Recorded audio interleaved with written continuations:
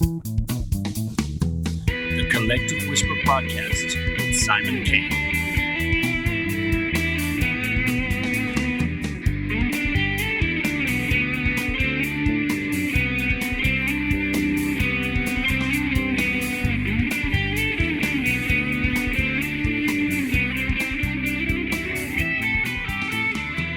Today, I'd like to welcome Ola Majekodunmi. Ola Majekodunmi is a freelance journalist and writer, RTÉ 2FM researcher, Irish language broadcaster, public speaker, board member for Foras and Ghaeilge, and Mother Tongues Ireland, and a voiceover artist. Okay, welcome to the show, Ola. How are you? I'm glad, thanks, Simon. Okay, so Ola, you're in Dublin in Dunleary, and I was just asking Ola there how COVID was, and she was telling me she is managing to get out and go to the pier a little bit. It's good because I'd say in Ireland right now, some people are kind of really sick to the teeth of the whole lockdown. It's 1 year in and it's pretty demanding on people, no? Yeah, definitely. It's just unbelievable that's 1 year. We did not think this a year ago that it'd be going on for 1 year. So it's really taking a toll on people's mental health, to be honest. And we are really all hoping for better days. I don't know how things are in Spain, but here in Ireland, we're meant to open up on the 5th of April. So we're all fingers crossed. The cases are going down. There was no death rates for the last 2 days. So just hoping for the best, really, to be honest. Yeah, I mean, here they've kind of have a different balance now. It's like a balance between the economy and health. And the numbers aren't too bad here. I mean, it's a much bigger country. But I think Ireland has yet to kind of find itself in a place where they can balance the economy and the health, because what's happening, I find a lot in Ireland when I talk to my family and my mother, it seems to be a bit extreme in some cases, with hairdressers getting arrested and this kind of thing. So I think over the next few months, it will, the grip will loosen a little bit. So hopefully people will start having their liberties kind of back again, hopefully. Yeah, that's what we're all hoping for. Because, honestly, I just miss it all so much. I haven't seen my boyfriend since last year, December. And it's just mad. It's just everything's crazy. And, I miss my friend. Is your boyfriend in Ireland or in England, or where is he? No, he's in Ireland. He's in Wicklow. So he's a bit further than the 5K that we're limited to. Wow. And even though it's only he's only in Wicklow, it's still very difficult to see each other. Yeah, no, we can't, because, he's well over 5K, so you can't really be in my bubble, to be honest. Yeah. Wow, that's a shame. But yeah, I know that's hard on people because, when people used to say, oh, I'm in a long distance relationship, but you don't think Wicklow is a long distance relationship.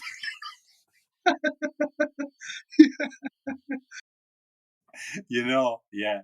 So listen, let's go back a little bit. When you look back on your childhood, tell us about your early memories or one of your first memories as a child. What do you remember? Yeah, gosh, I just kind of remember growing up in Ireland and the country was just starting to be diverse, and I just remember all the challenges, I suppose,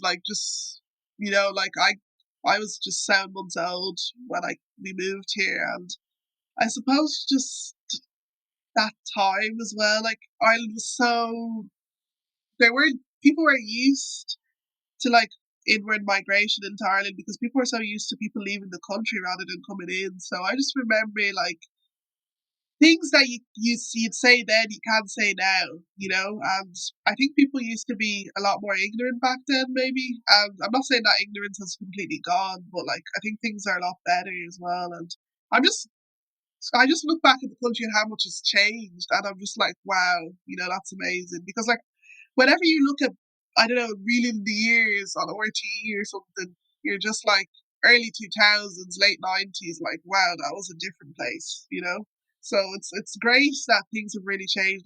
We're shaping our cultural diversity, the country, and it's just great to see. Yeah, I sometimes think, when people talk about diversity in Ireland and racism and culture and everything, I think a lot of it's people kind of say sometimes this thing, they have no bad intentions, but it's not about that. Sometimes it's about people just being culturally unaware or culturally ignorant. And I remembered myself growing up, you would talk to older people.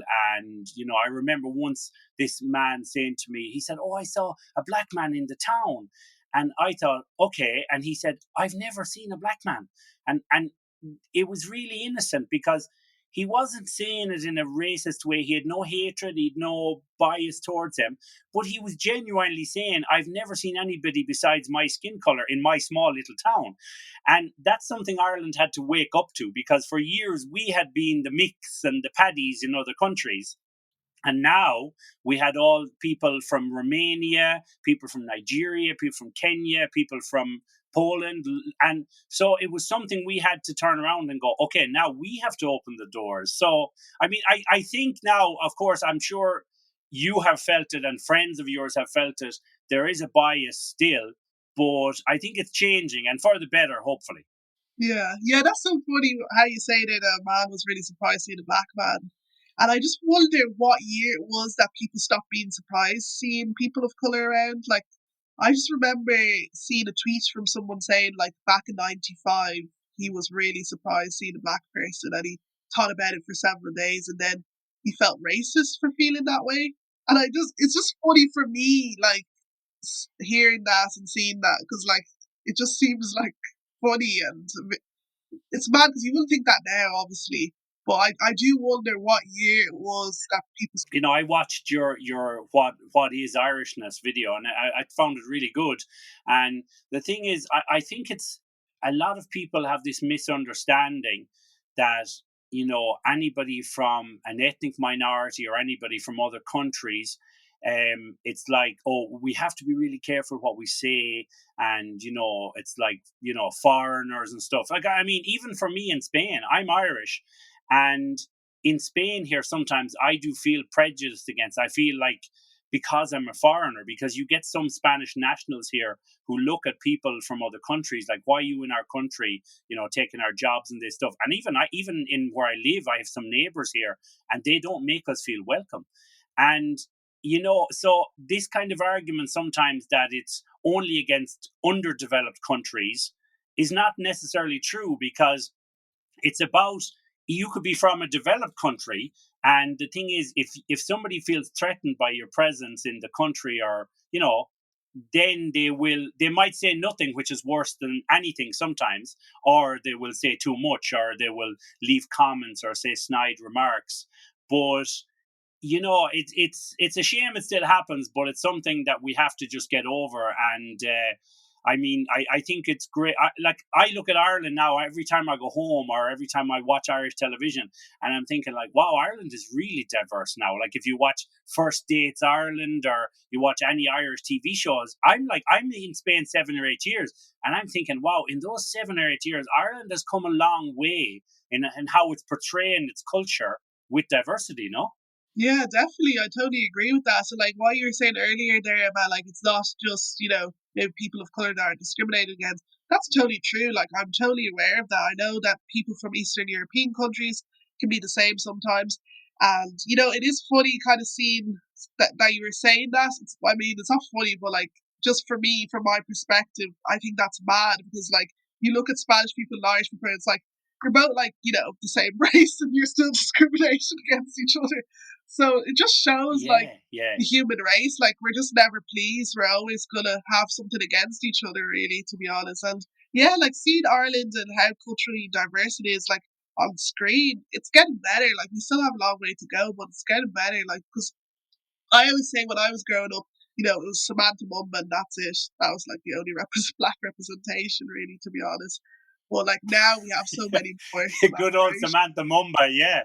Yeah. And what's really interesting? I remember when Samantha Mumba was out, I never got the impression that she wasn't Irish. Like, I never, if I talked to somebody and say, "Oh, Samantha Mumba's great," or whatever, I think I always got the impression from people, they always regarded her as completely being Irish, even though maybe her family's heritage is not from Ireland.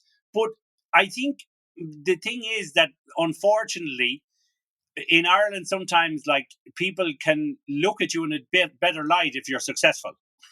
And Maybe, do you know what I yeah. mean? The fact that Yeah, she was successful, it was easier to appreciate her. Whereas if she had been Samantha Mumba living down the street in the next estate and she wasn't successful, maybe she would have faced more racism. Now, I don't know. She probably faced a lot of racism, but the point I'm making is that if you're successful, you're more accepted sometimes. Maybe, and like the thing is with Samantha Mum as well, she's mixed heritage. Like her mum's Irish and her dad's from an African country. So, yeah, like the thing is, like obviously there's a lot of racism against mixed race community here in Ireland, and there has been in the past, and many people are not aware of that.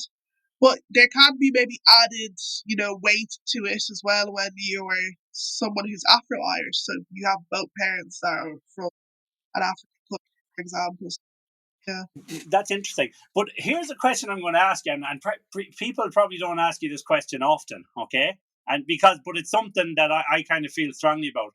Do you ever get sick of talking about the whole, racism, like where you're from? Do you ever just kind of go, I just don't want to talk about that? Because it's like sometimes, like I'm in the car with my wife in the morning and she wants to talk about something and I'm tired, and you're like, I don't want to talk about that now. So I can imagine for you and anybody who kind of fights this battle a little bit sometimes, do you feel like sometimes, I just have enough talking about it and I just want to be like accepted for just being a person? It doesn't matter who I am or my skin color or anything, because it must get pretty tiresome, no?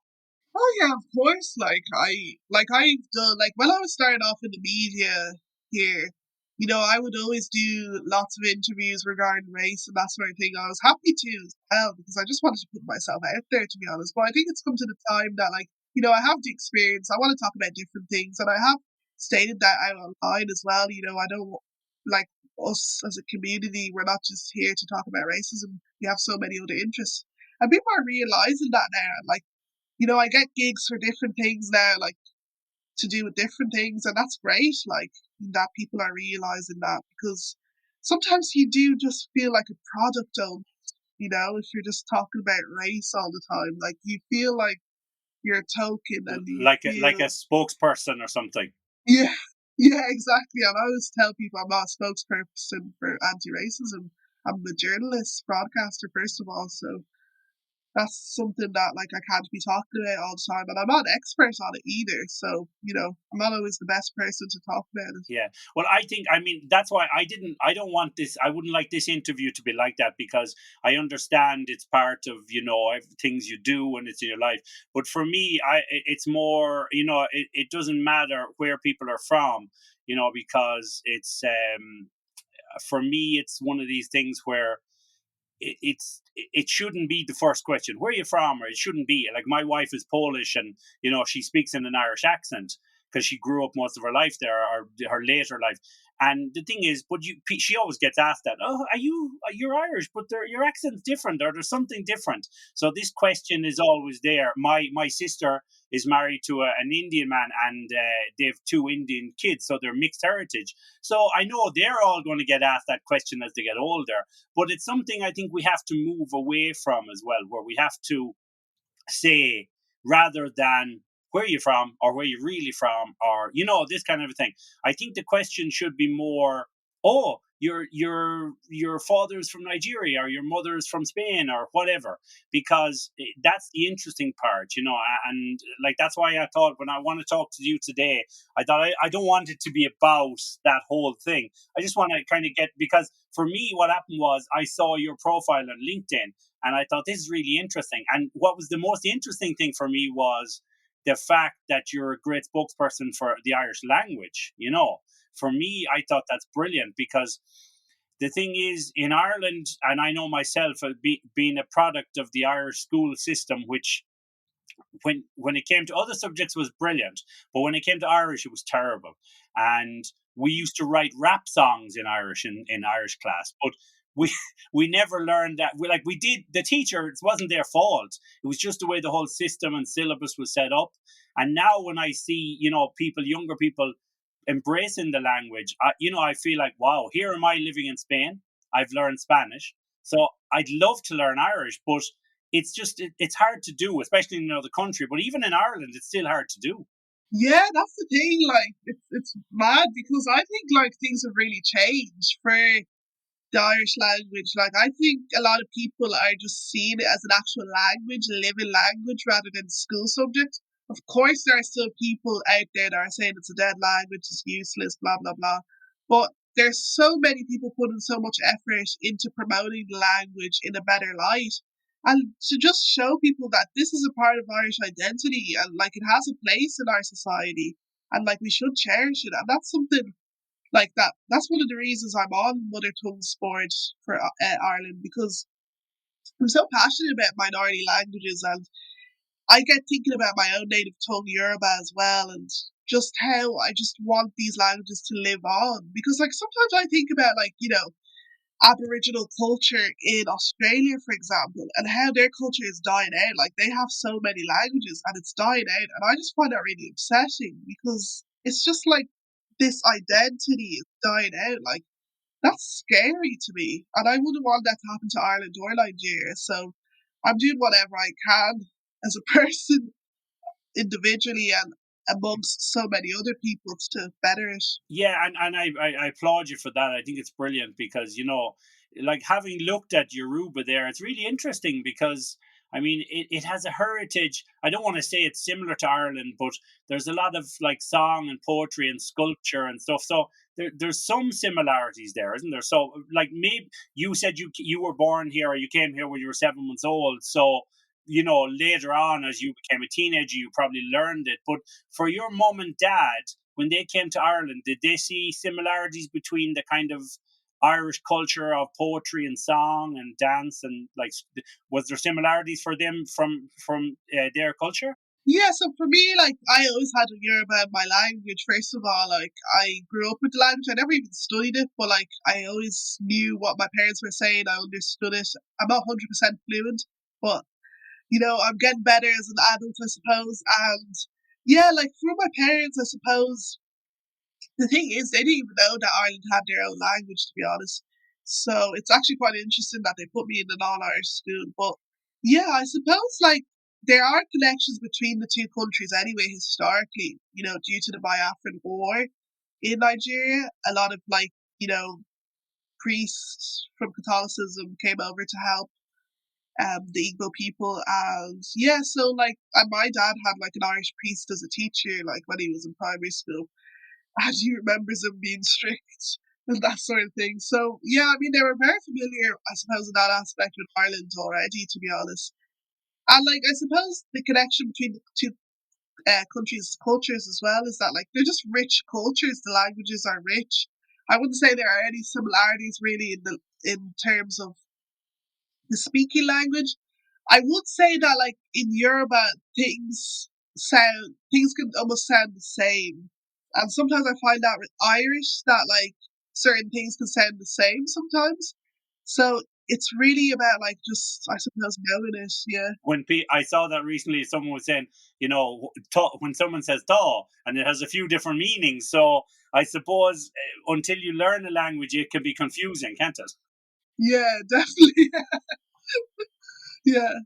That's the thing, like that's definitely one of the challenges, but I think that's a fun thing as well, like a fun element to it, just like figuring it all out. So like I would definitely like recommend to people to take it on like the Irish language, because like you can discover so many new things. Yeah, and Yoruba. I mean, it's a very kind of Yoruba is not just a language though; it's also a religion. It's very spiritual, isn't it?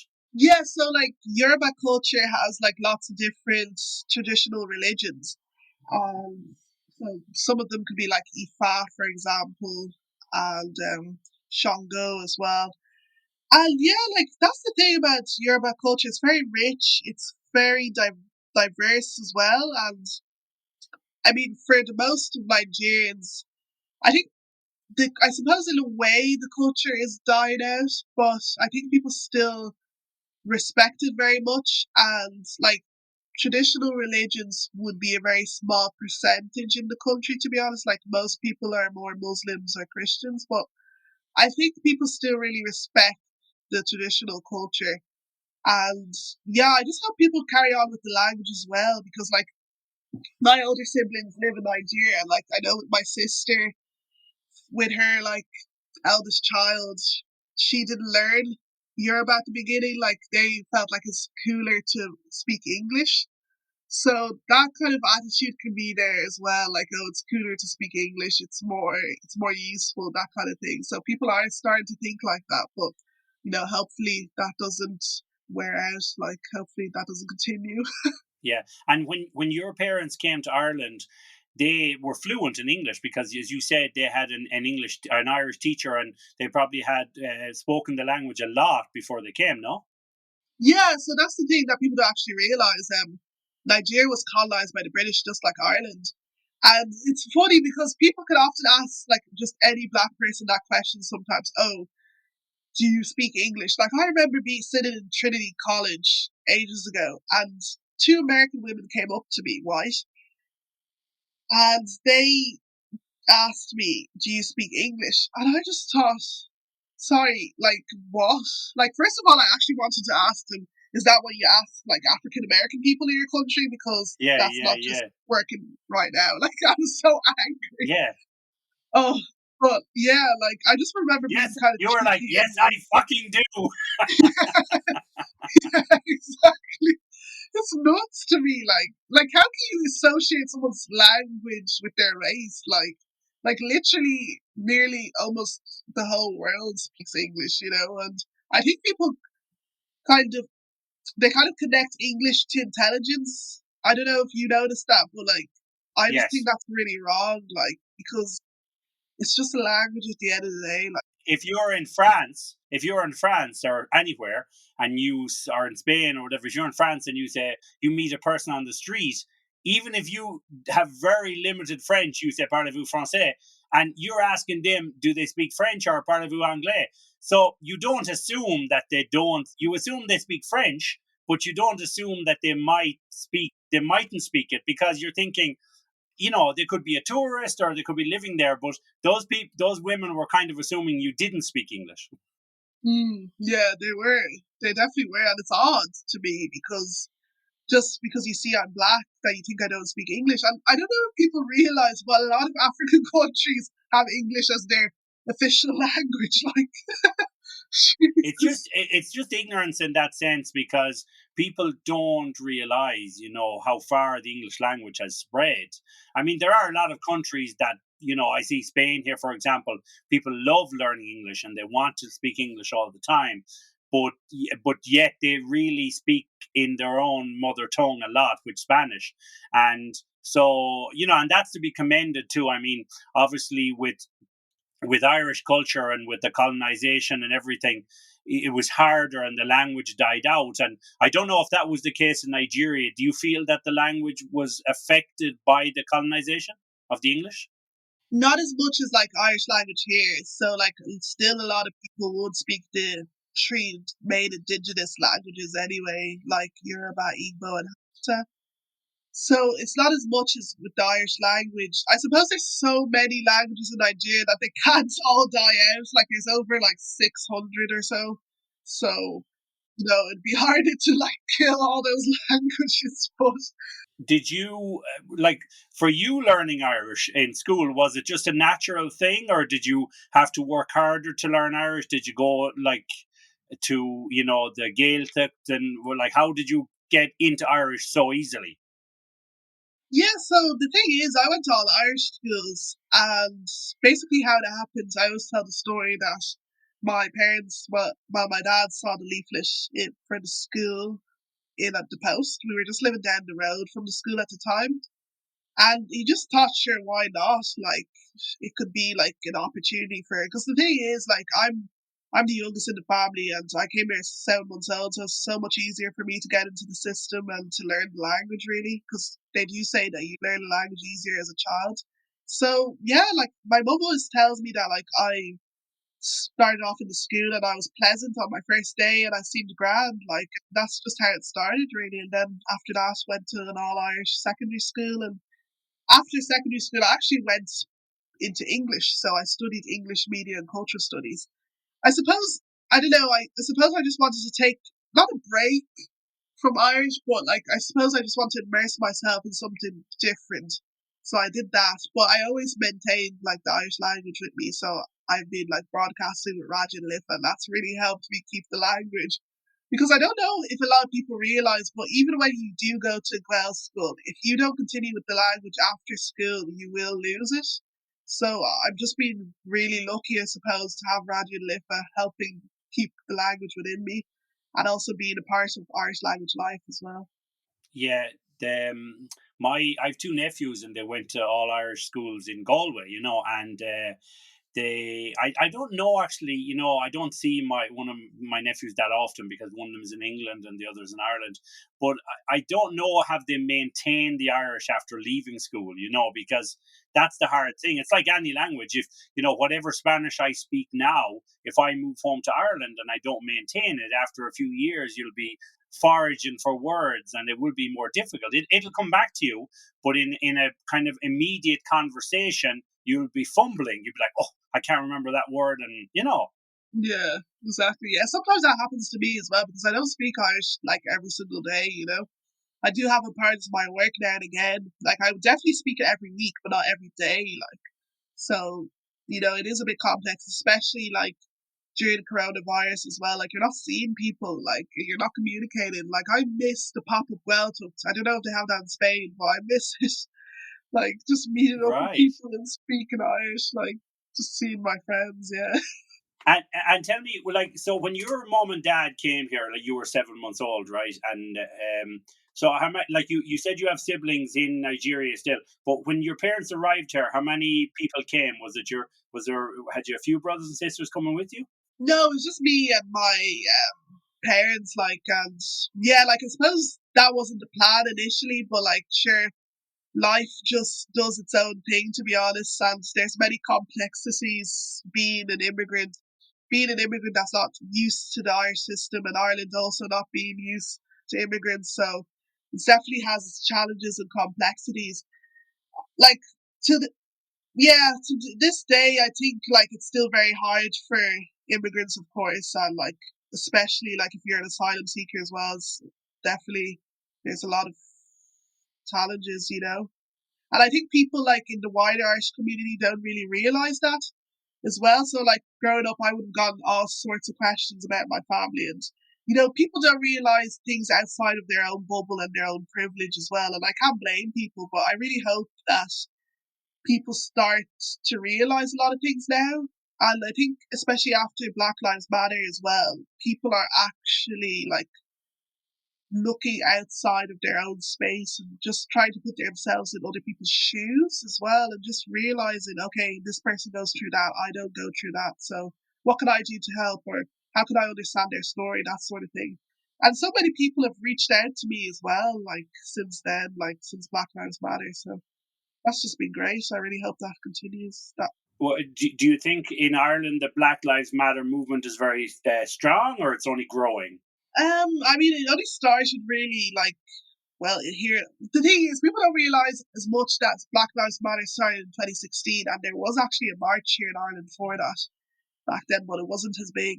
But then the one last summer was really big, and that reached the wider community, and people are actually thinking about it a lot more. And there's so many events as well to do with like race and trying to study your unconscious bias and all that sort of thing. So people are a lot more open to it. And, all these companies as well say, we want to be diverse and inclusive. And I just hope people actually mean their words at the day. Yeah. But here's the thing, right? That because diversity obviously is embraced in all types of societies, but then it's a very hard thing sometimes. It's kind of like, obviously with feminism, and there's all different terms now: womenism, feminism, and equality. And so here's a really interesting thing I find is that, like, someone said to me one day, oh, well, feminism and equality are the same. And I said, I don't really think so. I don't agree they are, because for me, feminism is, where you're looking on behalf of women, you're trying to support women's rights, you're doing all this. Whereas equality, you're trying to make the rights equal amongst everybody. So they are different, because it's kind of like, two football teams, and the ref in the middle is the equality, and each side is, men's rights, women's rights, and the ref is trying to say, well, let's all have them the same. So my question, I suppose, is when it comes to equality among races, whether it be Asian or Caucasian or black or whatever, do you think that it will be very hard to get a balance where one doesn't exceed the other? Because now, obviously, with the Black Lives Matter movement, and especially with media outlets, which can be quite fake, sometimes they don't say anything because they don't want to offend, whereas in essence, we should have a very open conversation about the pros and cons of each thing. Do you know what I mean? Yeah, no, I totally get what you mean, like having that open conversation. And that's the thing as well, like ever since Black Lives Matter as well, like the Asian community has been coming out, I think particularly in America, saying, like, let's look at Asian lives as well, and the racism Asian communities again. And that's the thing, I think as well with Black Lives Matter, I think it actually represents anything that's not white, essentially, to be honest. But I think yeah we do need to divide the different struggles, because we need to recognize like the Asian struggle as well, and what they go through as a community. I think sometimes they are quite overlooked in the wider society, to be honest. And looking at Latino struggle as well, now maybe more in the American context and that sort of thing. So we can't just collectively say, we want equality. What type of equality do we want? With feminism as well, we can't just say, we're all the same. All women are the same. We're not. We have different struggles, different level of struggles, and that's where intersectionalism comes in as well. So it's a complicated discussion sometimes, to be honest, but I think at the end of the day, it's all just recognizing the different struggles, to be honest.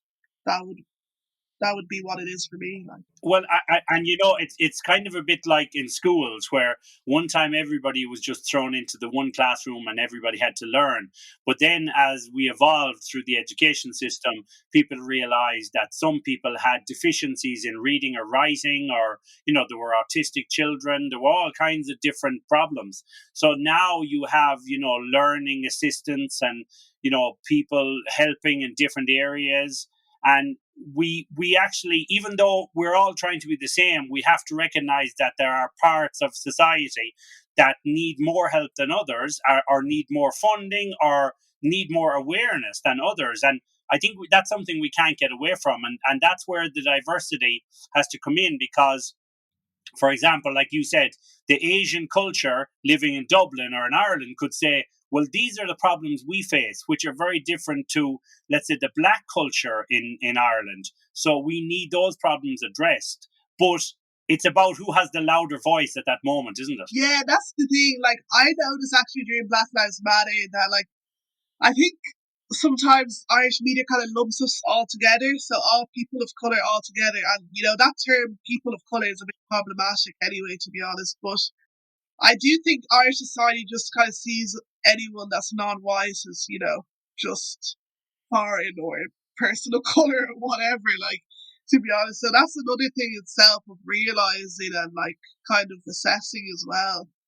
And yeah, that's the thing. We just can't be all lumped together. And I think we're realising that. You see, in England, if you notice, there's BBC Asian Network, there's BBC Africa, and all sorts of things. Because they have really grown as a multicultural society. Maybe one day we'll have that here in Ireland too, once we've got to that time. But we're still trying to find our feet, I think, as a nation, that's growing multiculturally. So, it's a process, and I understand it can't be rushed. And I know it's frustrating for my generation, because we're the generation that's really speaking out. Our parents were scared maybe to speak out because, it was all new to them.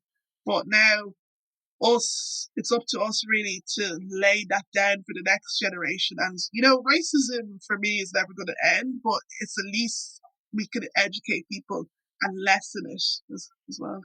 Yeah, and the thing I think is that Ireland has two sides to it. It's very, very welcoming country, but then we have prejudices under the surface, and biases as well. So what happens is sometimes it's like the older generation would say, "Oh, well, we don't want to split up the cultures. We want everyone to all be one big happy family." But like in every family, your parents say, "Okay, now you have a little less rights than the parents because we're older and we deserve these rights, and you will get them in time." So the culture in a small island or a small country can be a bit like that. It's not. It goes unsaid, but you'll find some societies or some cultures will have less rights, but they're like, yeah, but everybody's made feel welcome. So what needs to happen, what has happened in the UK, is that those kind of societies break away, and hopefully not completely, but they form their own things, their own support networks, and then through time they form their own TV channels and media and so on, or it's provided there. So I think that has to happen in Ireland. We have to kind of realize we can't all be in the one room as one family all the time. We have to have moments when each culture shines, no? Yeah, definitely. No, I definitely agree with you there. Like, it is about just showing each culture shining, to be honest. And, hopefully get to that point. And I think people are thinking about representation a lot more. Like, for me, myself and my cousin and a friend started Beyond Representation like 2 years ago, almost 2 years ago now. And basically what that was about was just giving women of colour here in Ireland a chance to celebrate them, to give them a platform to speak, to show all their achievements, because sometimes you just don't get that representation enough on the big screen. And if other people aren't going to do it, we're going to do it ourselves, So then people will start realizing what you're doing and inviting you to do things. And it's still a big problem getting that right representation. And I hope after some time will improve. Things have improved to this point, but there's still room for a lot of improvements. And also, it's about like not just using us to share our stories, but to actually have us involved in these systems, in these workplaces. It's not just about using our stories are traumatic sometimes. It's about actually having us involved. If you want to be diverse and inclusive, that's from the bottom up. And the thing we have to avoid as well, I used to always see this in America, when they talk about the movies and making movies. And, I think it was famously in that movie, the Scream, or one of these horror movies, or Scary Movie, when they did the parody of Scream. And the guy said, the black actor, I don't know his name, he said, "I'm the token black guy." And the thing is, in Hollywood and in the movie industry, that is a very real statement. There are token cultures, like token Asian guy, token Asian girl, token blonde girl. There are certain roles they have to fill to kind of try and appeal to everyone. My fear in Ireland is that we don't start kind of getting this thing where the media starts embracing cultures because it's a trending topic. It has to be for a genuine reason. It's not just because, oh, well, we have to be seen to be culturally acceptable and to show these ethnic minorities that we're hip and we're woke. So I hope that kind of thing doesn't start happening, because unfortunately the media and entertainment can be very fake in this way, and they can show something that's not real, but to try and say we're all inclusive. That's the thing. Unfortunately, it has already started. And to be honest, I don't think it was just with Black Lives Matter. I think it was before that, even well before that.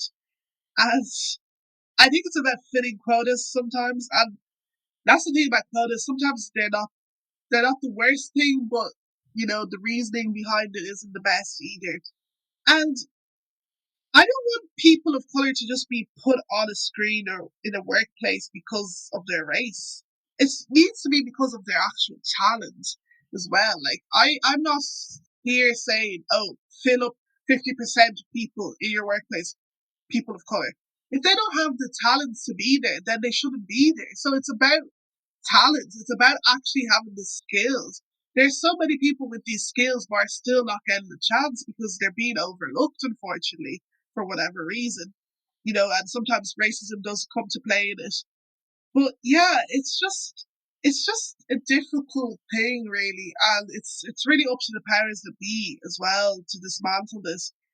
And that's the thing with tokenism. Sometimes you do have to start that way in order to, build a movement sometimes. I mean, I'm sure I'm the token Black Irish, but sure, I didn't ask for that. It just happened to be. No, well. I don't know if the word token is, but I'd never regard you as that, because I think it depends on how you say that word, that tokenism. Is it said in a positive way, or is it said in a way that's kind of meant to be, a slight bit negative, but it's there. So, but let's go just to one thing there. Obviously you said the talent. So let's talk about your talent. Let's talk about, you studied like communications and stuff in Dunleary, wasn't it? Institute of Art and Design. And so, what kind of, at what age did you feel like you wanted to go into media? When did that come about? It's funny because I think from a young age, I've always wanted to be entertaining, whether that be singing, media, or acting, to be honest. And my mum always tells me about the story of how we were in, I don't know what hotel it was, but we were in a hotel and there's two American ladies beside us, and I was pretending to like interview, I think, my mum and dad, and they were like, "Oh, do you know what she's doing there? She's pretending to be a presenter and stuff." So it's all, I think, from a young age, I just always want to do something a bit out of the box, not something like that's seen as normal or whatever. And it's funny because, like, this probably sounds strange, but it's funny because my mum said that, like, she remembers kind of being approached by a psychic, and I was just literally a little baba in the buggy, and the psychic was like, "She's going to be a broadcaster." I don't know, like, what. I don't know, like, if that played a part or that my mum lived up to that or whatever it was. But, like, for me, just myself, I just had always had interest in that sort of area. And I've been working in the industry since 14 years old. Like, I started with work experience at Dublin tSathairn, and then I went on to Radio after my leaving cert in 2014. I've just been there ever since, and that's really what opened the doors to, RTÉ, tSathairn, BBC, and the Irish language obviously has been a big help as well with media work. And yeah, like my ambition really is to be presented maybe on TV, Oswelga. I want to give people something different, and I hope Ireland is ready for that. I think sometimes people and our broadcasters maybe are kind of scared to do something different, but I think taking a chance always pays off mostly. So fingers crossed. But yeah, like I've always been interested in like acting and that sort of. Dreams are important, and I mean, and you have to be ambitious, and I think it's great. Like, I see there you started kind of doing journalism and writing stuff in 2015 and everything. So I mean, from an early age, you were kind of thinking, okay, I want to do all of these. I want to dip my toe in all of the pools and see which one I like more, and being able to combine them all together. Because that's the thing, I think, through society, sometimes they say, okay, pick one job and be good at it, and don't stray into other territories. But now with entertainment, you can do everything. I mean, I was a musician and a guitar teacher and English teacher and all. And, I never really kind of thought I'd get into podcasting, but someone said, no, you should do it. And then eventually I thought, okay, I'm going to try it. And you just don't know where you can fall into. Like, you could say, I'm going to be a radio presenter. And then in 6 months later, you could be on the TV. Yeah, yeah, exactly. Like it's just different things. Like you were saying, dipping my toe and everything. And also as a freelancer as well, you get to do that a lot. Like that's one of the joys of freelance, and definitely like just being able to do all sorts of stuff. Like even the voiceover artist skill, like that's something I only started like last year because I was invited to like do some voiceover with Go. And that was great. Like I really enjoyed that. And that was on Spelga as well. So yeah, like I think just once you put your name out there and stuff and your profile, like people just start to ask you to do different things and that kind of thing. Like you'll always remain having your core passion, but like it's nice to be able to dip your toe into different things. Like I always wanted to be an actor actually when I was a teenager, and I used to go to all the big acting schools in Ireland and train there and things, and it's still something that I'd be interested in getting into. I think at one stage I just got really self-conscious over my body and stuff, and I just kind of stopped. But like as an adult now, I'm realizing that I should let those things affect me. So yeah, definitely, I'd love to get back into it. Is there, like with all the things you do, like, presenting and directing and everything, is there one thing that's kind of your favorite? And if you, not that you ever have to choose, but if you had to do one thing, which would it be? What do you love doing the most? Oh, that's a hard one. To be honest, when you asked that question, my mind went straight to like documentary making, because like even doing that video, what is Irish like, and just putting out a message there to challenge people's perceptions, like that's something that I'm really passionate about, and I'm currently like in the works of doing something similar. And yeah, that's just something I love doing, like just challenging people's perceptions in whatever way, and through the art of film, like that can be really powerful. Going on to that, like, what does Irishness look like?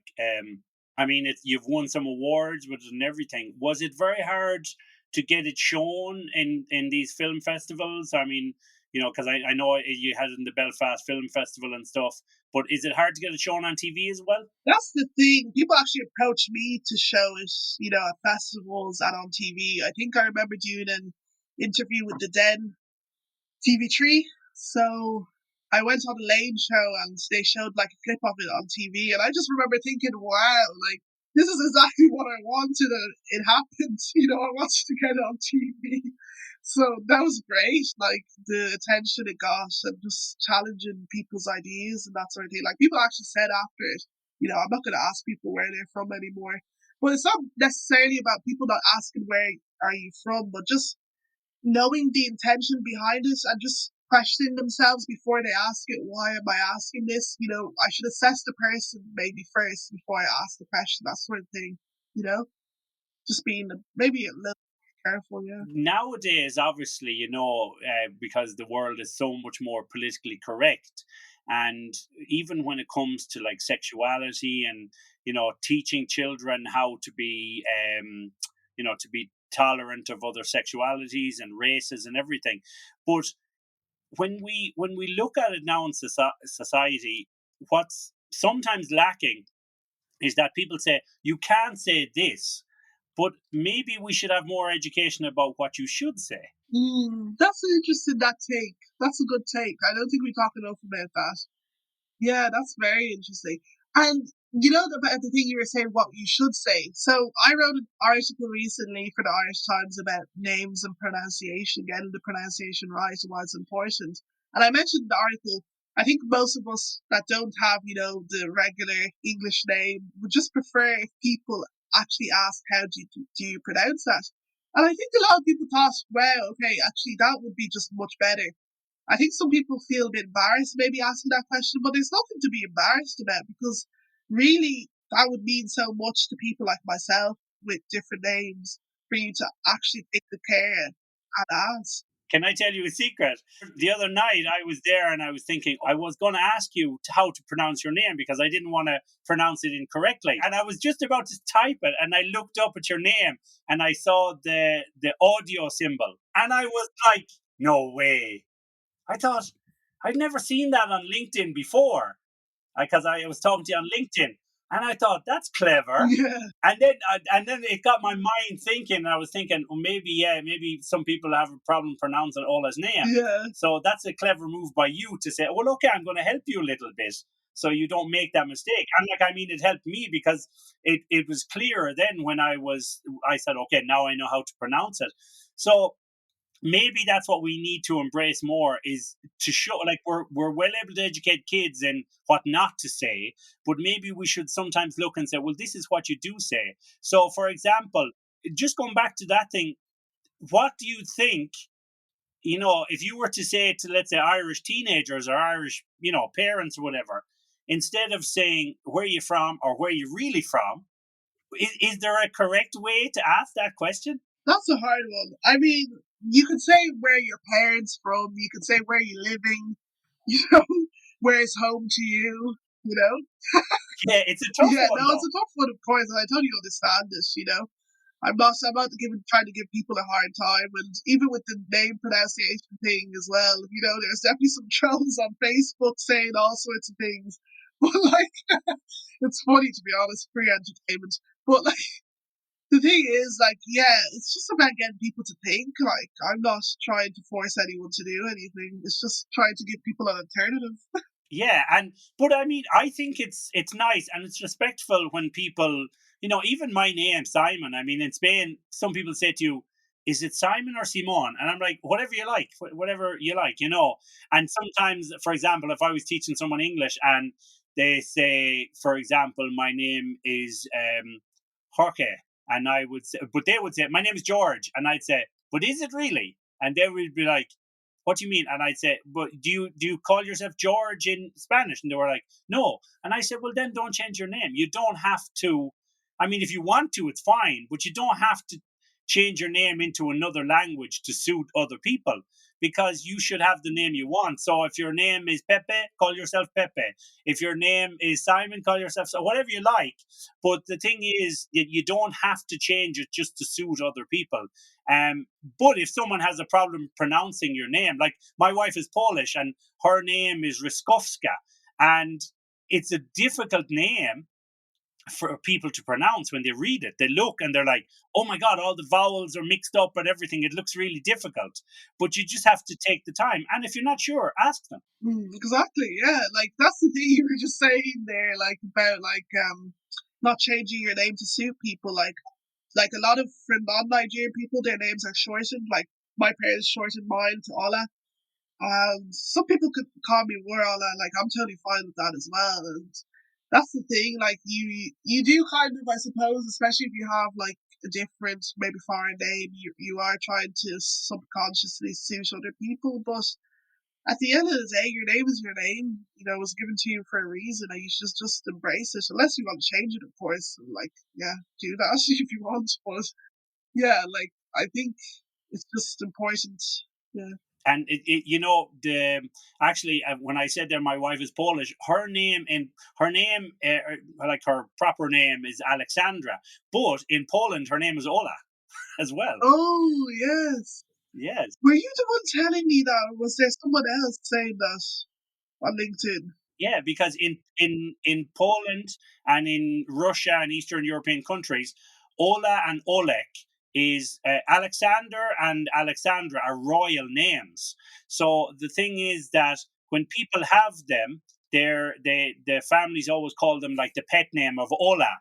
So when I met my wife first, and I'd be in her house, and her parents would be Ola, Ola, and I was like, oh, okay. And her uncle is Oleg and stuff, but his real proper name is Alexander. So it's funny that name, how families can have a pet name or in society. So what's your name is Ola, but what's your full name? So my full name is Warala. Were Ola. Yeah, Warala. So no one really calls me that in my family. Maybe some people, like distant relatives, might say Wura. Like, to be honest with that name, the more common shortened version would be Wura. But I suppose my parents thought, gosh, would people be able to say that in Ireland? So they just went with Ola.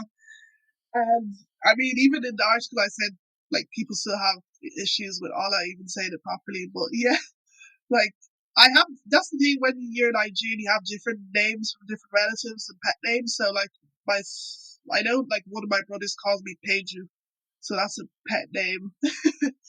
And yeah, like no one, like that's the thing. Actually, my Warala is my middle name, but I use it as my first name. My first name is Olufemi, and I do not associate myself with that name at all. So like, if someone was to call me Olufemi, I'd just be like, "Who's that?" To be honest, like with all my kind of medical Yeah, yeah. things, No, no, no. yeah, with all my medical things and like obviously governmental things, like it'll be obviously Olufemi Ola Majekodunmi, but day to day life, you know, it's either Warala or Ola. That's it.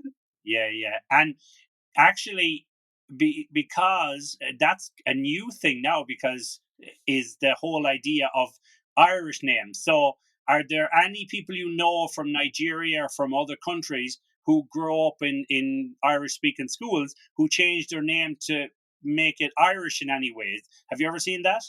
I don't know anyone of Nigerian background, but I have seen other people I remember in my own secondary school, maybe from maybe an Asian background that maybe has an Irish name. I'm not sure if they changed it or if they're born with that or whatever, but yeah, I've noticed that, yeah. Yeah, because like definitely in the Asian culture, I've done a lot of teaching, like of Chinese students and everything. And what's really interesting, I worked in this company in Spain, and they were, a big technology company, and they would have Chinese people coming over from Shenzhen in China. But what happens over there a lot is they have a Chinese name, but then they take a Western name like Kevin or Scott or something, right? They just take this name to make it easier. So I was in a class one day, and there was a meeting across in the other room. And so I came out of my class, and there was two Chinese guys, and so one of the Spanish people introduced me, and they said, "Oh, these are the two workers from China." And I was like, "Oh, nice to meet you. My name is Simon." And the first guy said, "I'm George," and the second guy said, "I'm Cloney." And I just thought in my head, George Cloney, right? And I was like, and the Spanish guy looked at me as if to say, "I know exactly what you're thinking," because everywhere they were going, people would say, "This is George Cloney." George and Clooney. And it's really interesting because they sometimes take these names, and it happens in the Latino countries as well. They take famous names like Kevin Costner. In Spain here, you can find children in the school, and their first name is Kevin Costner because in South America, in some countries, they take, like, there was even a famous story, I don't know if it's true, of a child being called New York Yankees. So, this expression, what's in a name? So I was wondering, there was obviously, because in Ireland, if you're Irish, you can change your name. You have an Irish name and an English name. So I was wondering then, for children who are mixed heritage growing up in Ireland, in the schools, would they say, "Oh, well, your name would be this in Irish"? Because, I mean, it's very hard to do with some names, but maybe some people have tried it. I mean, if you have an English name, you could probably do it. But like, if you have a name like mine, like you can't. So like, yeah. But I remember, like in primary school, people there was a teacher that used to put like a father on my O. Like she was trying to make it Gway look in some way. I just so odd. Yeah, really odd. That's mad. Let's talk about Mother's Tongue Ireland. So I was looking on the website, and so it's quite interesting because it's focusing on bilingualism and languages amongst children in Ireland. Like, so what's really interesting for me is that it's like it's a great idea, because it's kind of, especially now, in the past we wouldn't have had bilingual children, but I know even now with my own kids, they speak Spanish and English. And when they go back to Ireland, if we go back in the next few years and they have to go into a school and learn Irish or whatever, then they're going to have three languages and stuff. So I mean, it's a tough thing for some families with languages, no, in Ireland. Yeah, like that's the thing. There's so much language diversity in Ireland right now, and in particular certain areas as well. And I suppose the thing with Mother Tongue Ireland, they're trying to like show that, it doesn't need to be a difficult thing raising your children bilingually or multilingually. Like this could be a beautiful process. Because I think a lot of people think, oh, children, having so many languages is gonna be complicated, but it doesn't need to be complicated. And that's the thing that would have been said to me as well growing up. So yeah, the aim with Mother Tongue Ireland really is to just showcase that, Ireland has become culturally diverse language nation, and we should embrace that, and we should, help parents as well. So there's a lot of courses online with Mother Tongues Ireland. There's a lot of events. We have the festival, Mother Tongues Ireland Festival. That would have been in February, but with coronavirus, it's going to actually happen in May. So yeah, I'm on the board for that, and we're always trying to look for new initiatives and ways, basically, to push out our agenda. Wow, that's really good. I think it's a great idea. And I think, yeah, the more and more as we get more immigrants into Ireland from other nations and everything, you're going to have lots of different languages. And obviously, as you said, there can be kids and they're at home and they're speaking Nigerian, and then they run out to their friends and they're speaking Irish, and then they might go to another friends and they're speaking Gaelic. So I mean, it's great, but it can have its challenges. No, for sure. Yeah, definitely it has its challenges sometimes. Like sometimes you mix up the languages in your head. Like I could be speaking Yoruba with my mum and Irish comes into my head. But yeah, it's funny. Like When you speak with your mom, like even after all these years, when you go to your house, do you speak in Nigerian, Yoruba, or the English, or what's your kind of language that you always speak together? yeah, so I live at home with my parents, and like the languages we would speak is like English, Yoruba. Like mostly like my mum would be speaking Yoruba to me mostly, and my dad does too. But I think my mum maybe pushes it a bit more. And yeah, just from a young age, I've just always been able to like make a connection with the language. Like it was important for them I'd have the language in my life, that I'd still have a connection. So yeah, I'm really glad for that, to be honest, because I think a lot of people kind of think like, oh, we don't want to make our children too different to the rest of the Irish children. We won't bother. But like, I think that's you're missing out if you have that maybe mindset, to be honest. Yeah, you have to have, your own heritage as well and your family's heritage. I mean, that's a great thing. But yeah, of course, it's really difficult.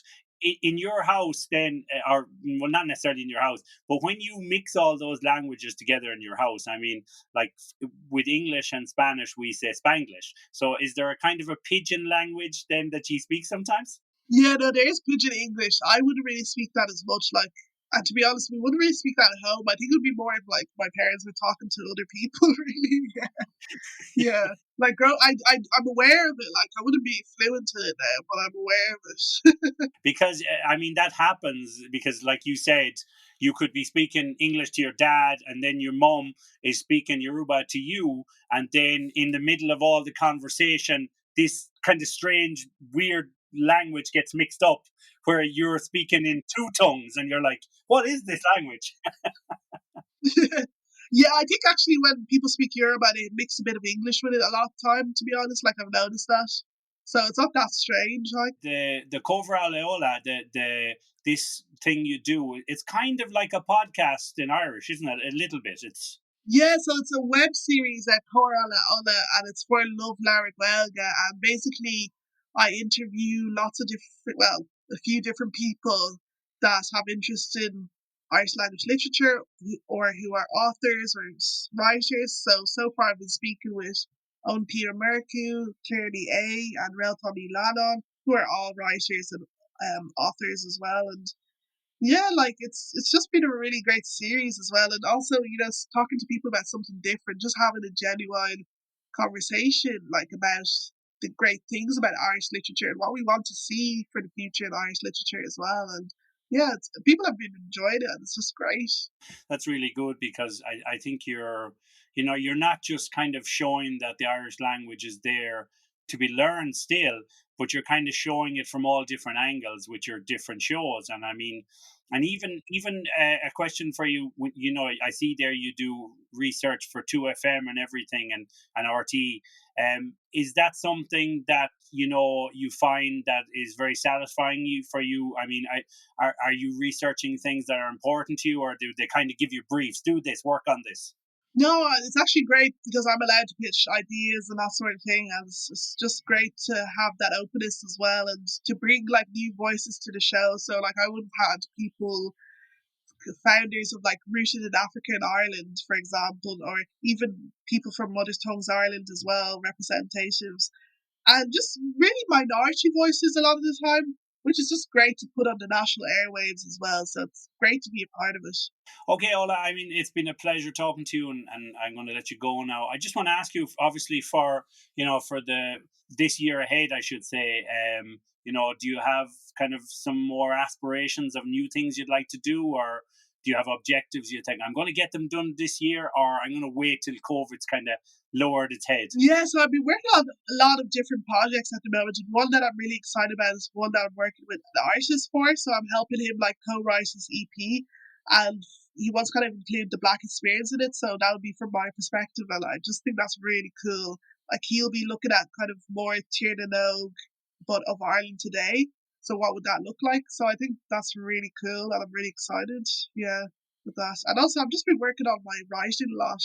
I just finished the course there with London Lit Lab, so that's going to help me with a big project, writing projects that I'm going to be working on for a good while. So yeah, basically, people can keep up with me on Twitter. I'm at Ola Majekodunmi1, and then on Instagram at w.majek. Brilliant. I mean, yeah, and we will, we'll keep up with you as well, and maybe in the future you'll come on when you're promoting a book or whatever you're doing. You're always welcome on the show, and we'd love to talk to you.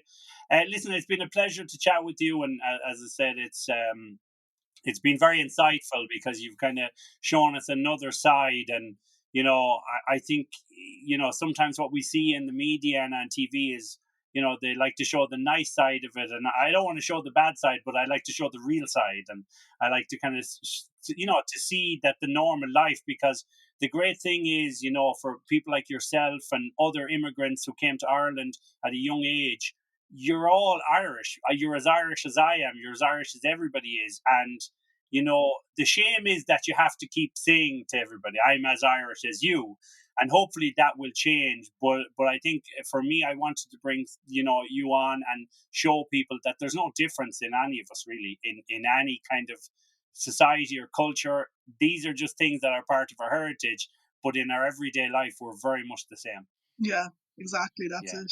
Okay, Ola, thank you very much, and we will talk to you in the future, and take care, and best of luck with everything this year. Thank you so much. Ola Majekodunmi, everybody.